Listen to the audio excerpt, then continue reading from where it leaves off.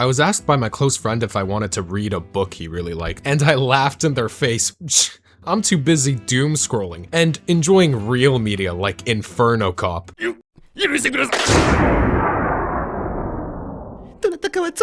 Nah, you should get into this medium. It's quite lovely, actually. I'm sorry for that accent. But I didn't want to. I was too busy watching anime or The Miraculous Ladybug. So as I was about to go on with my day, something happened. I got burnt out. Shows didn't seem appealing, anime didn't seem appealing. I felt like I've watched every good cartoon 3 times over, and even a Matt Stoney video of him eating a burrito didn't interest me. Sorry, I'm getting emotional. But then I had a thought. If I'm a homophobic, why do I have a gay discount?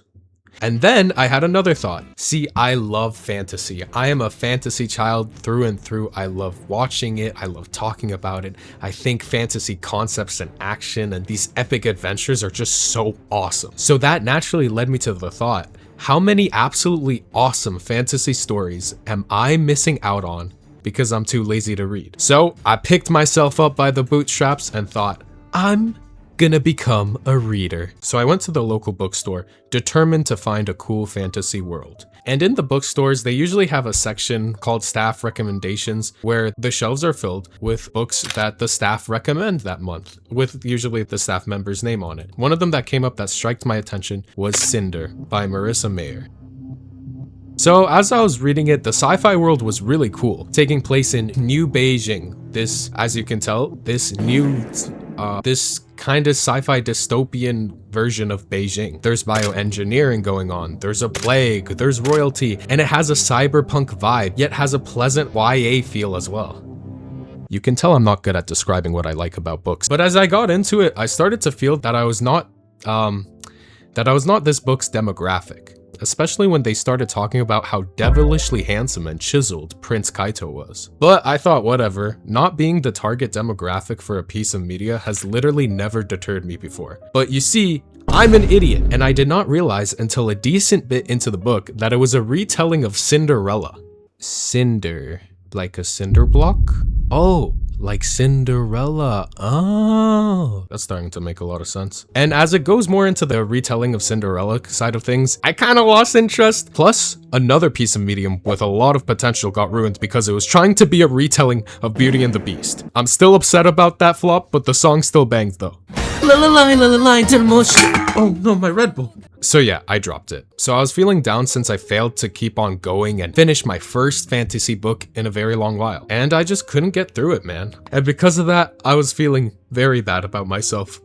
Dare I say, at that point, I had low self-esteem. So when I was at my aforementioned mate's house, he was working and I was chilling with nothing to do. So I asked if I could read something from his shelf of books. And I chose Wheel of Time by Robert Jordan. And I thought it was quite dope. The epilogue was insane and shocking. It gave me this mix of Percy Jackson and Game of Thrones, and big spoilers for the early chapters, so skip like 10 seconds ahead if you want. But I got to the part where the village gets pillaged and I was on board from there on out. Tell you what, lad, this is bloody lovely. Can I borrow the book for a while? Oh, I kinda told another friend they can borrow it. So again, I try to get into a book and fail miserably. This time, through no fault of me own, so I didn't feel too bad. But still, I wish there was a place where I didn't have to pay for the book. I could pay for one right now, but it's not the most wise decision, and there's other things I could purchase, and I don't know. I wish there was someone else I could borrow the book from. So yeah, I did not finish Wheel of Time.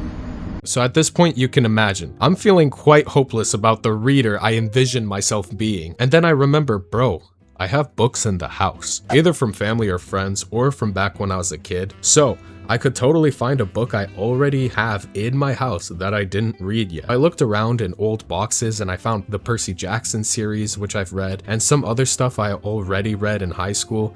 And I found Animorphs again.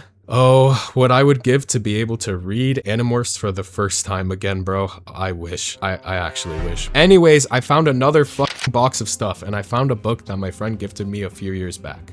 Name of the Wind by Patrick Ross. And I didn't finish it. I didn't finish it. Now, don't hate me It hurts my feelings when you hate me. I was kind of bored by it. The writing was nice, but I wasn't really getting into the character interactions, and they very briefly introduced a piece of the magic system, and I wasn't really into it all that much. He saw his cell had no door, no windows. All around him was just smooth, hard stone. It was a cell no man had ever escaped. But he knew the names of all things. He said to the stone, "Break!" and the stone broke. He stepped to the edge and looked down, and without a second thought, he stepped out into the open air. But he did not spare, for he knew the name of the wind. It cradled and caressed him, and bore him to the ground, as gently as a puff. Then there was a guard there, but he knew the name of his cock, so he said, "Break!" and the guard's cock broke, and he was able to escape as the guard was grounded by the pain. No, Wilfred, that's not how it... I think it's best if you leave. And they introduced the first monster. I don't know, man. I thought that whole interaction was so boring. It was just this pitch black spider demon thing, and they talked about it on end for like 2.5 pages. And I was like, this is not cool. I'm sorry, but from all the media I've watched, there are way better monsters or villains with cooler designs and premises and powers, I guess. I didn't get too into it, and it was the first monster, and they barely really got into the magic system, so I am totally on board for rereading Name of the Wind and giving it a second shot. But this is a story of my past, and the past happened, so as of right now, as you can guess, I didn't finish it. Now get this, I decided to buy a book again. Yes, it finally happened. I had £20 in my hands, and I thought, okay, this time it will be spent on a book instead of another Beyblade or kickflip. So I took my hard-earned money and I got Fourth Wing by Rebecca Yarros. Okay, so I thought, what can go wrong? It has a cool name and cover, and it's about dragons. Now, remember when I said I think I'm not the demographic of this book? Yeah, that applies tenfold here, because just look at how they introduce the male lead, Xaden. He's tall, with wind-blown black hair and dark brows. The lines of his jaw is strong and covered by warm, tawny skin and dark stubble. And his eyes are the shade of gold-flecked onyx. The contrast and startling. His features are so harsh that they look carved, and yet they're astonishingly perfect, like an artist worked a lifetime sculpting him, and at least a year of that was spent on his mouth. He's the most that only makes him hotter, flaming hot, scorching hot, gets you into trouble and you like it level of hot. All those words and I still don't know what he looks like, and now I'm just imagining Giga Chad with a perm. So yeah, you know how it goes by now. Yeah, I didn't finish it. The demographics thing aside, it just in my opinion, it just it didn't seem that cool. I know. It's kind of crazy to have that opinion because it's about a dragon riding academy in this military. How awesome is that, right? But like genuinely, I was left more confused than enthralled. At every plot point, I was just thinking, oh, this kind of doesn't make sense. These characters don't make sense, and this whole thing doesn't mesh, and it's really taking me out of the cool dragon riding thing. And that was my unfortunate first buy in a while. So a sharp left turn happened that you probably are gonna get shocked by. I got an Audible account. That's right, instead of reading, I'm gonna use my insanely sensitive ears and listen to books. And this started my Audible arc of exactly one book. And I don't remember the name and I can't find it. But here's the kicker, I wouldn't even count it me finishing the book because for some reason I accidentally skipped to a good chunk into the book and the story still made sense from that point on, so I just kept reading it, so I didn't even finish it. It was alright, it was a solid story, but the fantasy was kinda generic. Like, it was kinda stupidly generically medieval. Any kind of rugged medieval fantasy, arrows, kings, lords, knights, assassins. Oh, we must break into the castle. And there was a really shitty twist at the end. And it's not that it was the only Audible book I tried. I tried getting into Wheel of Time again and it didn't work. I think it's because I read it, so I had a voice and idea of the vibe in my head, and it didn't mesh well with how the narrator was reading it. Nothing against how it is as an Audible form. I think it's because I started it as a book. And then I just realized listening to books isn't really for me. I just cannot focus on it. especially if I'm doing other things. And I could not just sit there and stare at a wall and listen to it. I couldn't listen to it as I fall asleep. I found no time where I was actually focused on the book, and it'd be very rare if I'm focused on the book. Like maybe while I'm doing a very menial task like dishes and laundry, but I don't do dishes and laundry all day. Well, sometimes I do, but it didn't matter because I forgot my password and never went on Audible again. So yeah, I didn't finish any books. So at this point I said f it. And I bought a book about running that I can't find, and I forgot the name of the author and book. Book gave me some intriguing thoughts about exercise routine and finding exercise that works for you. It was not a self-improvement slop. It was autobiographical, actually. It was about this person's journey in becoming a runner and then eventually doing marathons and such, and more about how running, the philosophy of how he got better at running and stuck with it, translated to other aspects of its life. It was interesting, but the main reason I bought it is because, as you can believe, by this point I just wanted to finish a damn book, and it was 150 pages. I was like, cool, I can bang that out in a couple days, even my ass, who just cannot read for some reason. And I did it. Couple days, I put on some jazz and really sat down with the book and finished it. 150 pages is nothing but f it, I finished a book. So you know the term catfishing? Probably, but I'll tell you anyway. I'm paraphrasing, but catfishing is a term that stemmed from dating apps. It's when a person on their online profile would present their physical appearance much differently than how they look in real life. Now, cover fishing is a thing where the book and cover do not align. Most of the time, it's because the book is different or straight up just better than the actual book. So, I got Lights Out by Navessa Allen. And I got it purely based on the cover and nothing else. And I will never be doing that again. I thought the cover looked so cool. I liked the blue and the edginess. I thought this is gonna be a sick thriller slasher type of deal. Maybe about a murderous couple because it had a little quote on the top, the couple who slays together stays together. And I thought it'd have mystery and suspense and would keep you on the edge of your seat. Yeah, no. Well, it definitely kept some people on the edge of their seat, alright, for other reasons. Remember 2 times now when I said I was not this book's demographic? Yeah, this applies a bajillion fold to this one. Why is he taking off his shirt? Is he in her house? Oh my god, he's setting up cameras. He's stalking her. Oh! Oh, what the? Ew! Oh, what's happening? That is kinky. Oh, that's so kinky. Yeah, I did not end up finishing this one.